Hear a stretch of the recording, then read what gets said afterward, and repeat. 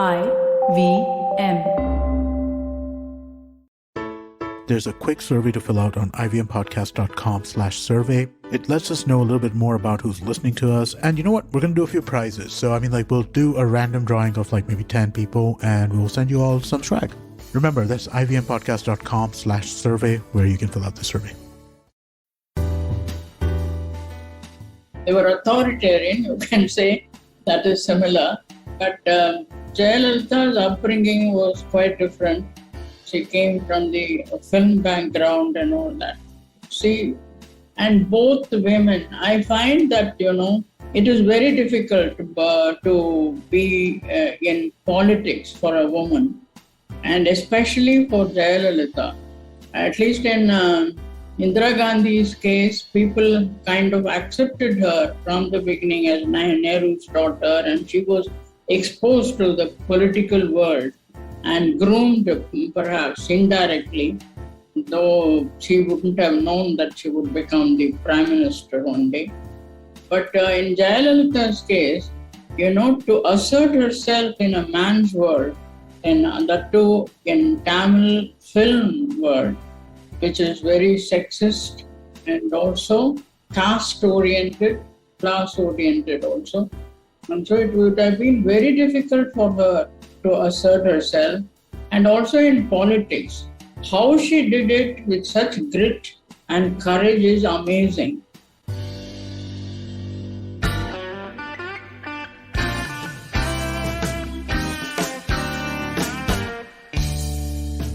Hello and welcome to the Filter Koffee Podcast.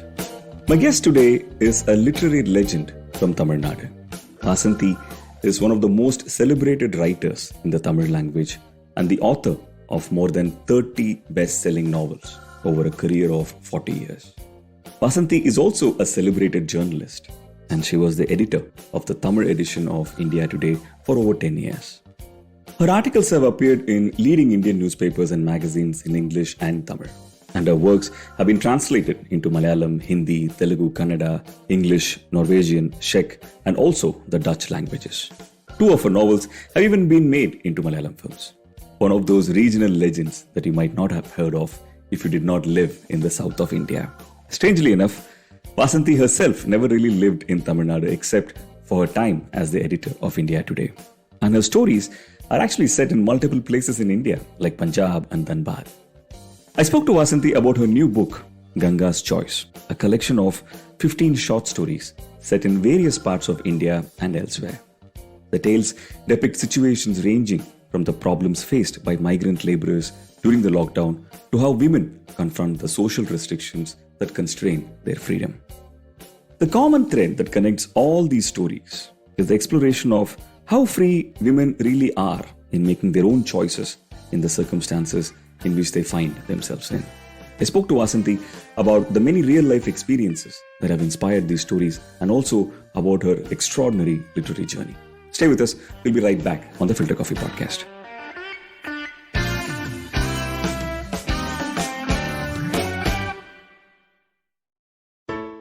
Hey everybody, it's been another great week on the IVM Podcast Network.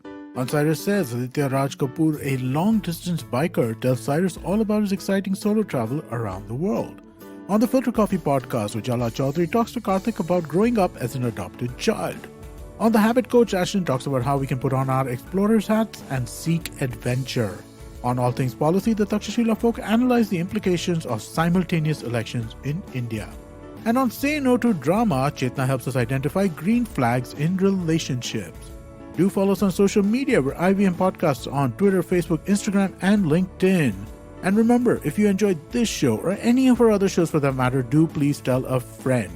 Also, don't forget to rate us on any of the platforms you're listening to us on. You can check us out on YouTube as well. On ivmpodcast.com/YouTube, we have a list of all of our YouTube channels. Do check out if your favorite show is available as full video. We are also doing a small listener survey to better understand how you respond to our shows and advertising on the network. We'd really appreciate it if you could spare a few minutes to fill it out. It helps us build better shows for you. And finally, we'd like to thank our sponsors for this week, SBI Life Insurance, India Water Portal, and Jupiter, a digital banking app. Thank you so much for making this possible. Welcome to the Filter Coffee Podcast, ma'am. How are you doing? Good. Thank you. Thank you for inviting me to this. It is an absolute pleasure and an honor. Like I was telling you before we started recording, my entire family, me included, is a huge fan, of your writing. You've spent the last few years in Delhi, especially the pandemic in Delhi. Is that right? Yes. How was that for you? Oh, it was a terrible thing. I was terribly upset by what we saw, what we experienced, what we endured, and the visuals one saw in the TV of the migrant workers walking hundreds of miles to their hometown, deprived of their jobs, of their livelihood, and the desperation with which they were going there. All this bothered me a great deal. I was very depressed. I suffered from depression for some time. And then, of course, all my friends said, a writer cannot lose hope. You should wake up and start writing and do something. So it is the writers who can give hope to others, he said. But whatever we write, I'm not very sure how much it is going to lift up the spirits of those who really suffer, those who have lost their kith and kin, their children, their parents, and all. It was terrifying, actually. And then all kinds of, metaphysical questions started rising. What is the meaning of all this? Why is it happening? And why are we being punished for something, for kind of abusing nature? And all sorts of metaphysical questions started. And then I started writing some of the stories. There is a story in this collection about migrant laborers. There is one story. I wrote it, inspired by what I saw in the TV visuals and all. It was terrifying, really. And then slowly I thought then, instead of kind of moaning over all these things, I should do something positive and creative so that I can get out of this, the kind of a cobwebs that have settled in my mind. So I thought, why not start translating, getting my book and stories translated. And earlier there was a collection that came out many years ago. But afterwards, I got busy with my India Today work. I was the editor there for nearly 10 years. And then my own writing and all that, I was very busy. So now I thought this is the time for me to get some of them translated. Some of the stories that I have liked in the course of my writing. So these stories that you find in this collection, Ganga's Choice and other stories, I don't know if you have a copy there. This is the book. And so it's a collection of stories written over a period of time. It is not that all those stories were written at one time. Over a period of time, the things that bothered me most and then made me write, provoked me to write, and because of my travels and all that as a journalist, many stories I've written on that.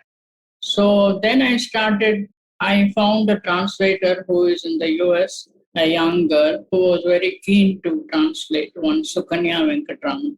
So she translated about 10 stories, I think. And then I translated one, and 3 others by another translator, a friend of mine. So then I kept working on these translations also. So they all got together, and then I contacted this Neogi. I sent a few stories, and they liked it very much. The chief editor liked it very much. And so he said, you must get me at least 15 stories. So the thing went on like that, and then the book came out. So it has got good reviews, thankfully. So I hope many people will read it. I want non-Tamils to read and see how they like it. So, it's meant, translation is meant for those who cannot read the original, isn't it? So that is the purpose of translation.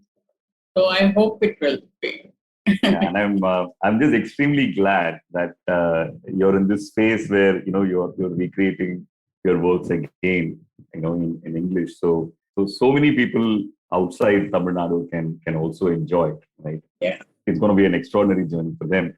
Coming back to this book itself, right? You spoke about how the migrant crisis sort of inspired you to write a story, but my understanding is that a lot of these 15 short stories in this book, in a way, have been sort of inspired by people who you have met, including the title of the story, Ganga's Choice.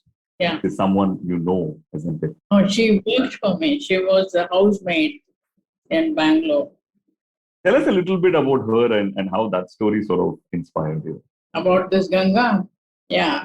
She was a very interesting girl, She was a young girl and she had a strange medical problem, which I have described in that story. That is, she was not, medically, she was not fit to have a child. There was something wrong with her uterus or something. But then she went about, she was a very jolly type of a girl. She loved Rajinikanth's movies she liked. And then she would say, she was also from Bangalore and she spoke Tamil like Kannadiga, like Rajinikanth does, even today he doesn't speak Tamil like a Tamilian. He speaks, you can very well say that he is not a Tamilian, born Tamilian. He has that lisp when he words and utters some words. She was very fond of Rajinikanth. She would have the posters of Kochadayan, one of his films, and then she would hang it in her terrace and all that. And then her mother was very worried that she didn't have a male partner. She thought she was married to a fellow, but then that fellow actually cheated her. Only after his death, she came to know that he already had another family. So then, because she was not with any male at home, not married to anybody, people were talking about her, gossiping. Women who thought womanhood was complete only if they bore children. So that kind of a slight she experienced. And then her mother was trying to get her married to someone or the other. The mother thought she would be safe if she was married to some guy. So all sorts of people would come and then they would say, you mustn't put on this Rajinikanth poster, you mustn't wear churidar, you must wear sari, and all sorts of restrictions they would. This girl was very smart. Out of her own earnings and all, she had leased a house. And so that lease belonged to her. When it expired, it would come to her legally. But this fellow came one day and then he said he didn't object to any of her desire. You can put Rajinikanth posters, you can wear churidar, you can keep working, you can have a dog and all sorts of things. And she was surprised that he was so liberal. Then finally he said, so how about the lease? How will you transfer it to me? Then she was shocked. And then she said, why should I do that? He said, because I'll be your husband. It will belong to me then.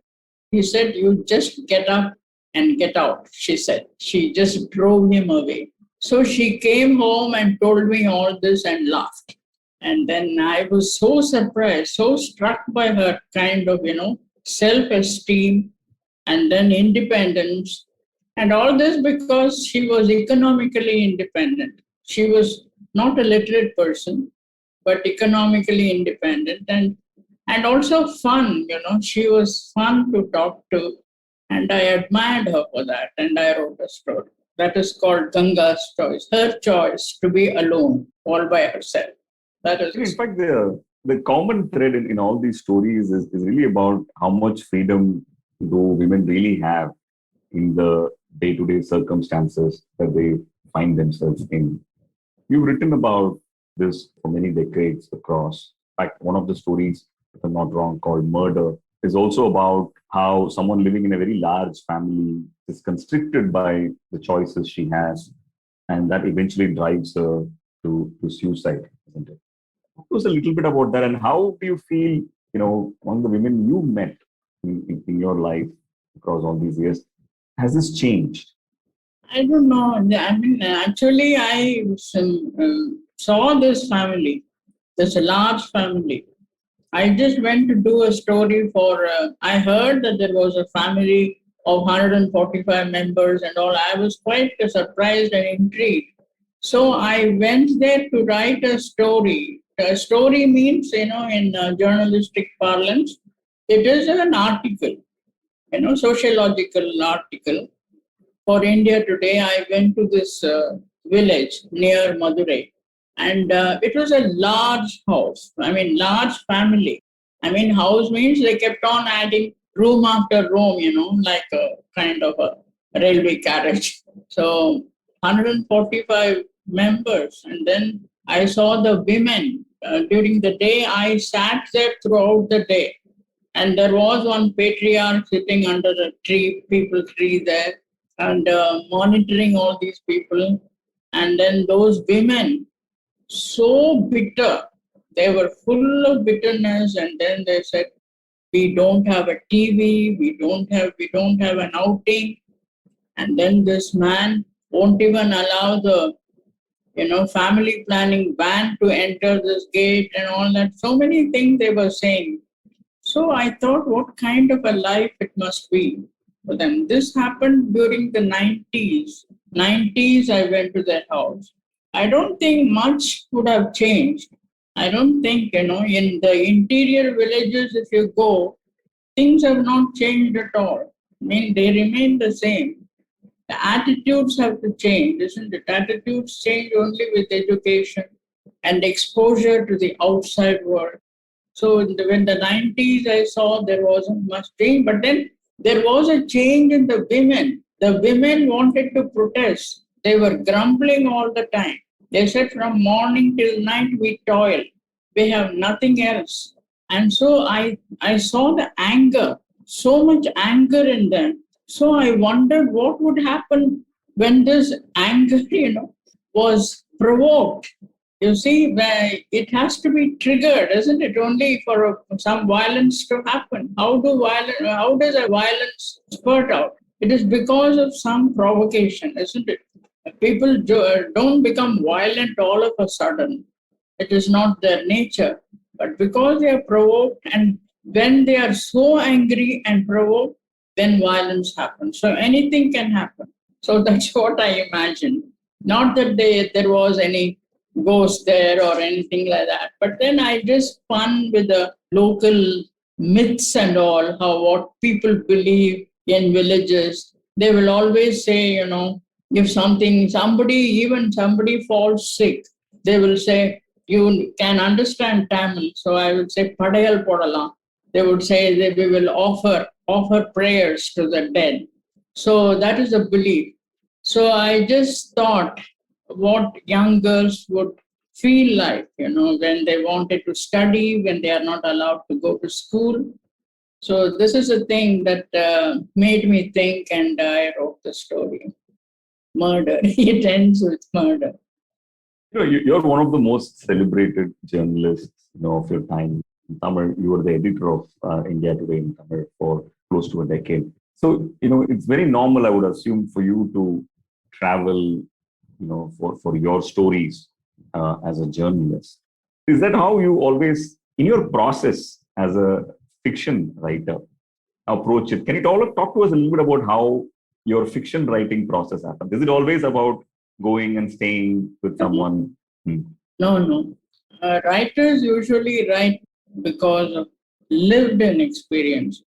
They experience whatever they write, they have seen or heard or experienced themselves. I was not a journalist, from the beginning. I was a fiction writer from the beginning. The very first short story I wrote because I was provoked by something that happened in my house. I was just in college at that time. And then there was an aunt and uncle who lived in Dhanbad. They were in Dhanbad, and then they were very close to each other. very such loving couple. I have seen them. And then the man went for some meeting and the wife also went along with him. They met with an accident and the man died. And the wife, she sustained some fracture. And our people from Madras at that time in Madras, our relatives, they all went to see her and then came back with a story saying that she didn't shed a drop of tear. She didn't cry at all. Such a hard-hearted nut she is. That's what they said. And then I was so upset when all these women and men were gossiping that, more than the tragedy of the death, they thought this woman not crying, weeping, like other women would do, was a very big calamity. So those days, I don't know how your household is. I was brought up in a house where young people never spoke back to elders. So we didn't even speak in English in front of elders because it would be considered impolite. So I didn't know, I couldn't ask these, I couldn't tell these old people what you're doing is not fair to the woman who has lost her husband. So I shut myself up and started writing a story. I didn't know I was going to write a story. I just thought I will pour out the feelings I had in my mind. So I wrote in the first person, like as if the widow is speaking. I just finished the story and finished the whole thing. Those days I used to write in English for college magazines and all that. But Tamil was my second language. I was fond of both English and Tamil. When I started writing, all the words came out in Tamil, word after word, it like a strung chain. So the whole thing goes over about in 2-3 hours. And then when I read it, it looked like a story. It sounded like a short story. I just sent it to Ananda Vigadan. Those days, Ananda Vigadan was quite a reputed magazine, household name. And it used to give a prize for the best short story of the week. This appeared, and then it appeared as the best short story of the week. And the whole family knew about it. So that is how the whole thing started. So then I thought, maybe I can become a writer. I can start writing. So from then on, I started writing. This happened when I was in college. And then it was kind of sporadic. In between, there would be intervals. I got married and a child and all. Then there were pauses in between. But then it caught on, once when my story was selected in a competition. Then the editors who were in the jury started asking me to write. After marriage, I went to all northeastern regions like Mizoram, Arunachal Pradesh, Meghalaya, and all. So wherever I went, it was such an exposure to a new culture, but all the sorrows of women were the same everywhere, I thought. Though, I was not kind of academically equipped for this kind of a sociological analysis and all that at that time. I just wrote what I felt deeply inside. And so that later became my conviction. And then when I got exposed to other kinds of streams in this, literary field, I slowly matured and became balanced. I find it very interesting that you just started writing because it was an emotional outlet. Mm. And I want to go back to that first one. But did you set out to write a story, or did it end up becoming a story? It was just an outburst of words. I never thought I was going to write a short story or something. It was just an outburst. It turned out into a story. It is really surprising if you think of it now. Right. And then, for many years after that, you would write, multiple books. Books have become legendary, in Tamil Nadu. Did you also attempt writing in English in those days? No, I didn't, because I made a name in Tamil. and there were so many people. My writing was in demand. You see, the editors wanted me to write, and so there was a kind of a ready readership there. So if I started writing in English, I'll have to look for a new readership, isn't it? I wasn't very sure of that. There were so many acclaimed writers in English. I didn't want to even try. Even now, I feel most comfortable writing in Tamil. In Tamil, I feel I am at home. I am on a solid ground, and I feel I can even coin phrases, weave sentences to my liking, and then the culture is so close to me, the Tamil culture, Tamil soil. Though I have never lived in Tamil Nadu for a long time, except during that period, India Today 10-year period. I've never lived there. I was born and brought up in Karnataka. So, because Tamil happened to be my second language in school in Bangalore and also in college, I had a passion for languages, that is Tamil and English. So, I was comfortable in English as well, but then creative writing, I felt more at ease when I wrote in Tamil. I feel comfortable. Which I guess is Tamil Nadu's luck and all the other states' misfortune. Eventually then life brought you to journalism, isn't it? And then you Yes, come to... that is right. Yeah. That's right. You are right. Because, we were, my husband was in the central government service. He was in the CPWD. And in that capacity, he was transferred to various places, where construction works were going on. And then we came to Delhi. Delhi was his head office in any case. And during that time, a lot of things were happening in Delhi.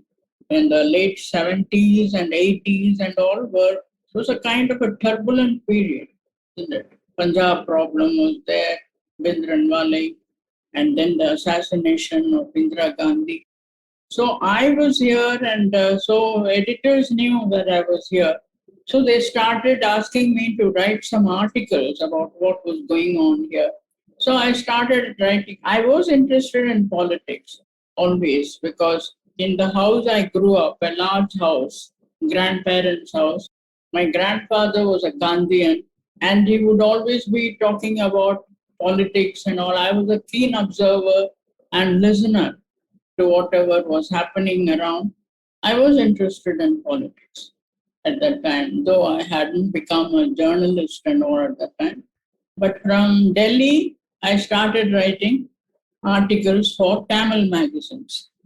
And then when Indira Gandhi died, about the assassination, I wrote in a magazine called Kalki. Kalki editor asked me to cover that.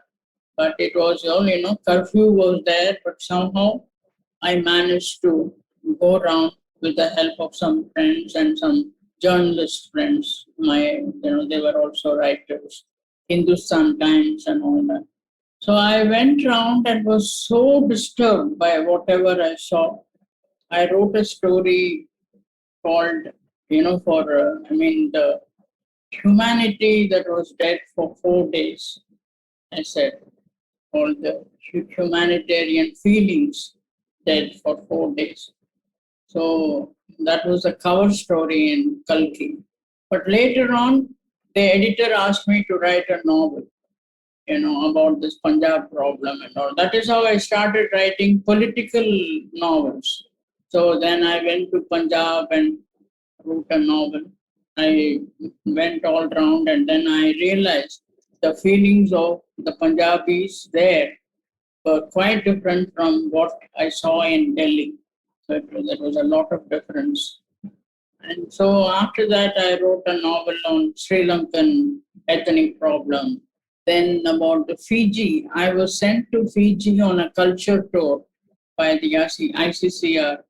So there also I saw all the political rumblings that were going on. Then I came back and wrote a novel about that.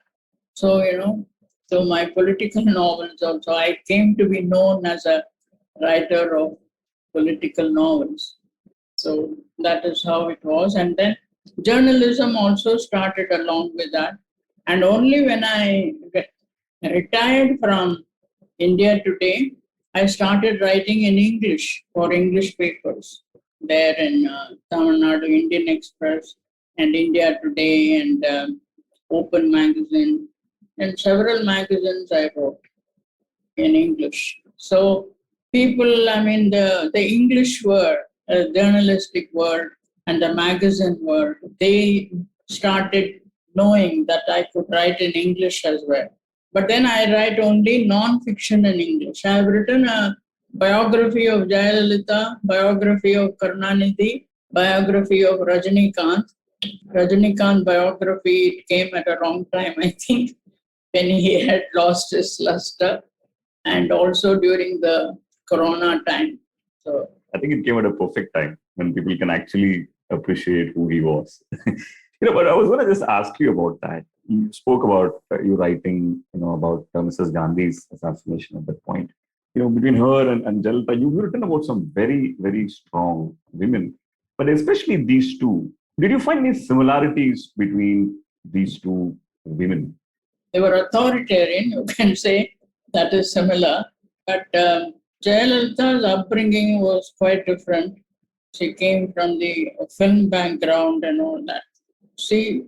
And both women, I find that, it is very difficult to be in politics for a woman, and especially for Jayalalitha.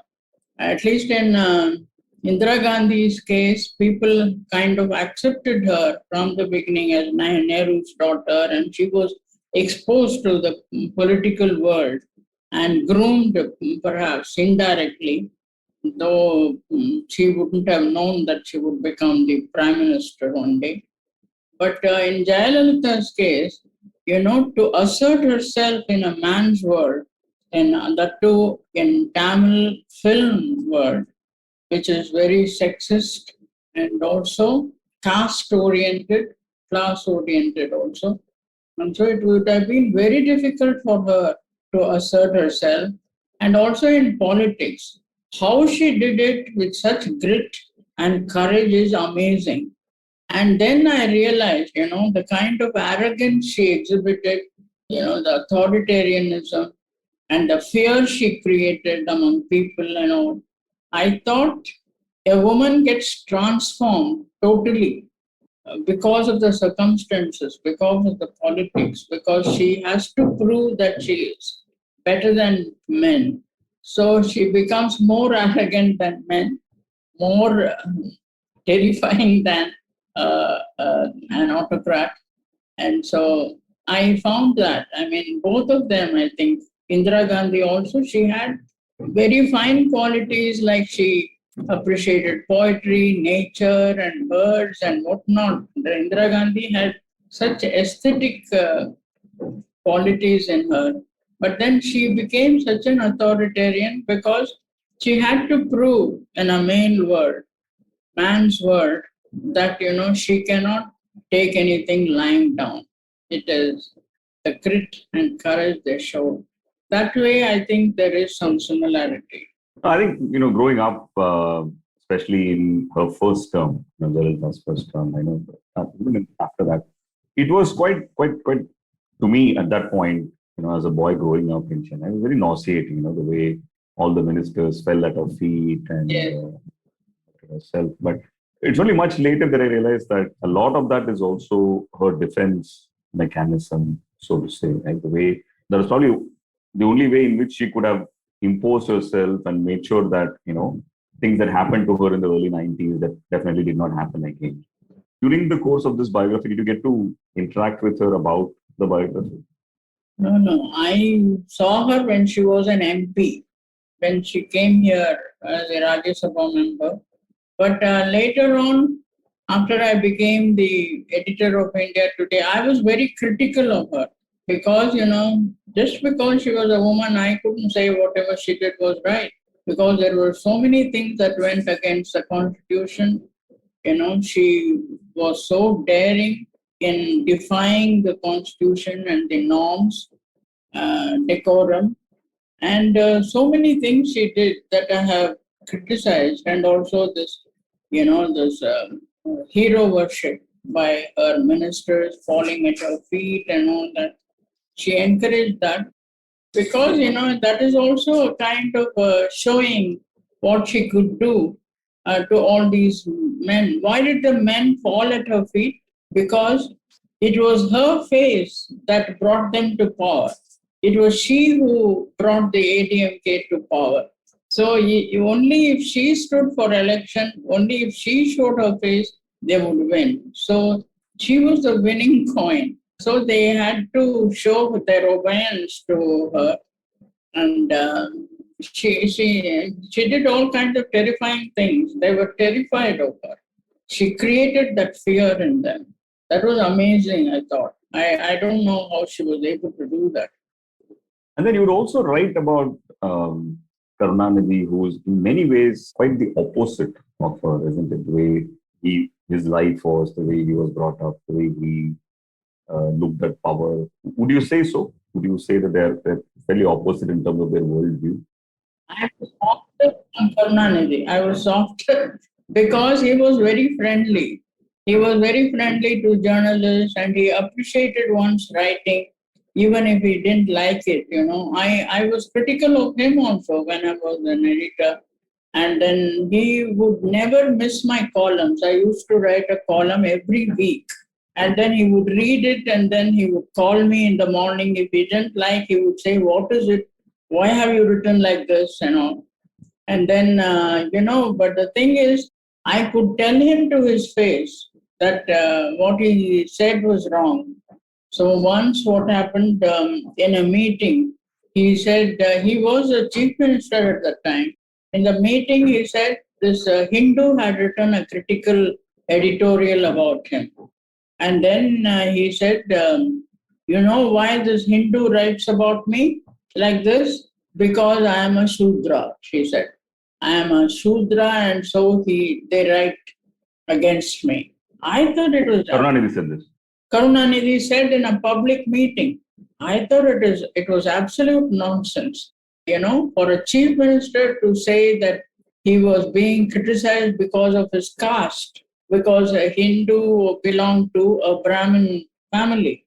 So I thought it was absolute nonsense, and then I wrote a very critical column about him. And then he called me in the morning. He always used to call at 6 o'clock in the morning.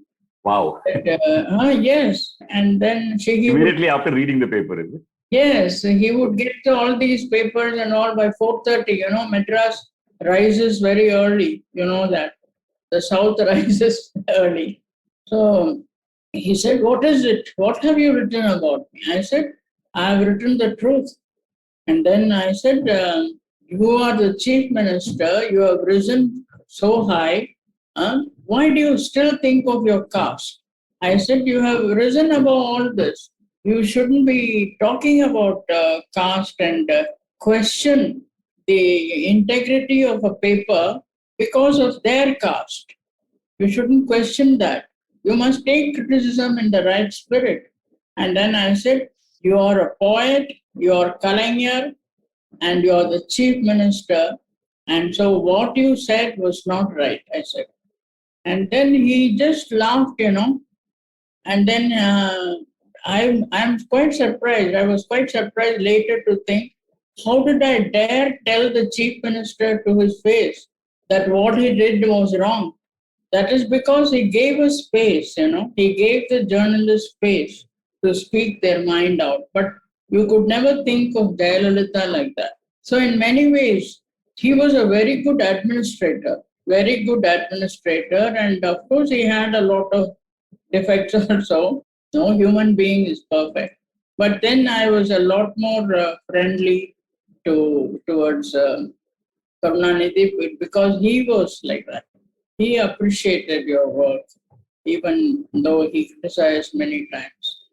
That brand of politician, that brand of statesmanship, that Karunanidhi was, and probably to a certain extent, a lot of his peers at that point, they don't make it like that anymore, isn't it? I mean, today it is, I can't even visualize, someone like you calling a minister and then having such a intellectual conversation. Yes. I don't know, but Stalin seems to be doing quite okay. Yeah. But I don't know about the interactions he has. He seems to have some interactions with all sections of people. I'm quite far away now. I don't know. But the general feeling is he's doing quite well. He's balanced and he's bringing out a more cordial atmosphere in the political world. Before, it was not like that. Karunanidhi would not attend Jayalalitha's functions. Jayalalitha wouldn't attend Karunanidhi's functions. So it is no more like that. Right. In fact, you also wrote this amazing book, Cutouts, Caste, and Cine Stars, which is like a very big picture commentary on Tamil Nadu politics overall, isn't it? It's a very different political ecosystem, even within India, isn't it? How do you see the Tamil Nadu political ecosystem? It was a cultural shock for me first when I went there. No, this Cutouts, Caste, and Cine Stars, I was just telling David R. He was the editor at the time. My journalistic experiences, I was just telling him casually. And then suddenly he said, why don't you write about your journalistic experience, about your impression of Tamil Nadu? So that was my first book in English that I wrote. And it was very different from what I saw in Delhi, for instance, how the political scene was here and how it was in Tamil Nadu. But it was a lot of fun to observe all that. I learned a great deal. I mean, as the editor of India Today, for the first time, I had learned a great deal about the Dravidian movement and the impact of it on Tamil writers as well as politicians. So many things. I made trips to Sri Lanka to write about the tigers. It was a great experience. So it was a kind of an eye-opener. I looked at Tamil Nadu like an outsider and also an insider. Being a Tamil writer, it was nice, that kind of a dual role I had, an outsider and an insider. I'm glad you read that book. Yeah. If you have to pick some of your most extraordinary anecdotes during your time as the editor of India Today in Tamil, right? Whether it is engaging with the politicians or with the people or with anyone else for that matter. What are some of your most memorable moments as a journalist? I wouldn't be able to say that. Every moment is memorable, and because it has made an impact on my being and my perception of politics, all that. It's a learning process, So every incident was a learning process for me. And more especially, as you rightly pointed out, my experience as a journalist nurtured my creative writing. In many of the stories in this book, let us go back to this book. And so in this book, you can see so many stories like the dance of the gods, and as you say, murder, and many other stories, that are Tamil-centric, Tamil Nadu-centric, were all because of my travels as a journalist. And then somehow the impact it had on my creative mind. And so that brought about a creative story later. And it spread, it took a different kind of a dimension. Whatever I perceived as a journalist, it takes a different dimension when it becomes a creative fiction. That is what I feel. And it's a very good experience for me. I've been lucky, I should say. Great. Now that this book is off to such great reviews, I was reading many of them as I was preparing for this. What are you working on next? No, I haven't thought about it yet. Maybe I'll write some short stories. I haven't thought about it. I also was very curious about, you spoke about how your writing sort of started. I was also very curious about your pen name, Vaasanthi, which I'm assuming is not your real name. Is there a story to it? Yeah, my name, original name is Pankajam. Yes. And I never liked it. I thought it was an old-fashioned name. But I didn't know how to change it. But then when I wrote this short story, the first short story, I didn't want my people to know who wrote it. So then I changed it. I do not know how I landed on this name, Vaasanthi. I just wrote it. It is not the name of the character that you wrote about in your first short story. No. Vaasanthi. It's a bit different. Not a Tamil name, I think. Yeah. Actually, its meaning, they say it is a sylvan goddess. Vaasanthi is a sylvan goddess. So it clicked then, just that. Great. I want to end with, we've spoken about you as a writer and about this extraordinary book, which you just released. But over the years, we usually end the episode by asking our guest what he or she is watching or reading or listening to. But over the years, which are some of the writings that have inspired you? What have you loved reading? I read quite a lot of books, any good book is inspiring. But when I was young, I used to read, I was inspired by Jayakanthan in Tamil. Tamil writer Jayakanthan I used to read, and all his ideas and all were very inspiring. But, so many books you like and you read, but you just absorb, that's all. You don't, it doesn't mean that you are going to follow their style or anything, but you create your own style. What I write is my own style. I don't follow anybody. But I like all sorts of good books. Any book, I read a lot of English books. I read Booker Prize winners and so many others. So there is no particular author. In school, of course, you're always in love with Shakespeare, Keats and Wordsworth and all that. And Bronte sisters, Jane Austen and all that. But later you go a little further up and then read all the award-winning authors. So there is no particular person that I'm very fond of going back and again. I like different variety of writers. So I just do that. Wonderful. Ma'am, thank you so much for your time. It was an absolute pleasure. I will tell you, there is another book that is coming soon. HarperCollins is going to publish a novel of mine, translated. So go for that. Which one is it? Which novel? It is called Breaking Free. The title of the book is Breaking Free. So it is translated from one of your... Yeah, a big novel. The novel is based on this Devadasi background. There is also a short story in this collection on a Devadasi.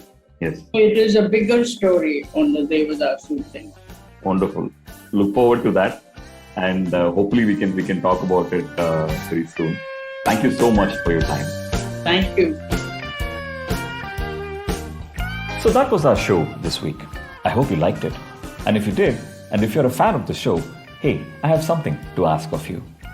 If you are listening to the show on Spotify or Apple right now, please do rate us on the respective app. It helps a lot in others discovering the show. And if you have any feedback on the show, I would love to hear from you. You can send it to filterkoffeepodcast@gmail.com.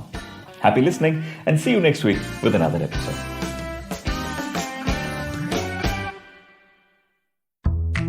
Ladies, நாம எல்லாரும் வேலை, படிப்பு, சமையல், அது இதுன்னு எப்பவுமே பிஸியா இருக்கோம்னு நான் சொன்னா நீங்க கண்டிப்பா ஒத்துப்பீங்க. ஆனா இது எல்லாத்துக்கும் நடுவுல நாம ஒரு முக்கியமான விஷயத்துக்கு முக்கியத்துவம் கொடுக்க மறந்துடுறோம். அதுதான் ஃபைனான்ஸ். அதனாலதான் நாங்க உங்களுக்கு SBI லைஃப் இன்சூரன்ஸ் வழங்கும் ஒரு சிப் ஃபைனான்ஸ கொண்டு வந்திருக்கோம். இது பெண்களுக்கான ஒரு பிரத்யேகமான பாட்காஸ்ட். இதுல உங்க பர்சனல் ஃபைனான்ஸ எப்படி மேனேஜ் பண்றதுன்னு நேரடியா எளிமையா புரியுற மாதிரி சொல்லி தர போறோம். 14 வருஷமா இந்த இண்டஸ்ட்ரியில இருக்க ஃபைனான்ஸ் எக்ஸ்பர்ட் பிரியங்கா ஆச்சாரியாவோட A Sip of Financeன் தமிழ் தழுவல மோனிஷா தேவராஜன் அண்ணா உங்களுக்கு வழங்க போறேன். இத வெறும் தமிழ்ல மட்டும் இல்லங்க, இன்னும் 7 மொழிகள்ல நீங்க கேட்கலாம். சோ எல்லா செவ்வாய்க்கிழமையும் ஒரு புது எபிசோட IVM பாட்காஸ்ட் நெட்வொர்க்லயும் எல்லா மேஜர் பாட்காஸ்ட் ஸ்ட்ரீமிங் பிளாட்ஃபார்ம்ஸ்லயும் கேட்டு மகிழுங்க. You're the people pleaser, right? Or then desperately seeking the one? Or wait, you're the one who doesn't think they're ever good enough. So much drama. And for what? Is it doing you any good? Listen to me. I'm Chetna, your favorite positive action coach. Yes, I'm the one who has been dropping all those truth bombs on every episode. Oh no. And it's time you learn to say no to drama. That's also what my podcast is called. And a new episode is out every Monday and Wednesday on the IVM Podcast app, website, as well as all major podcasting platforms.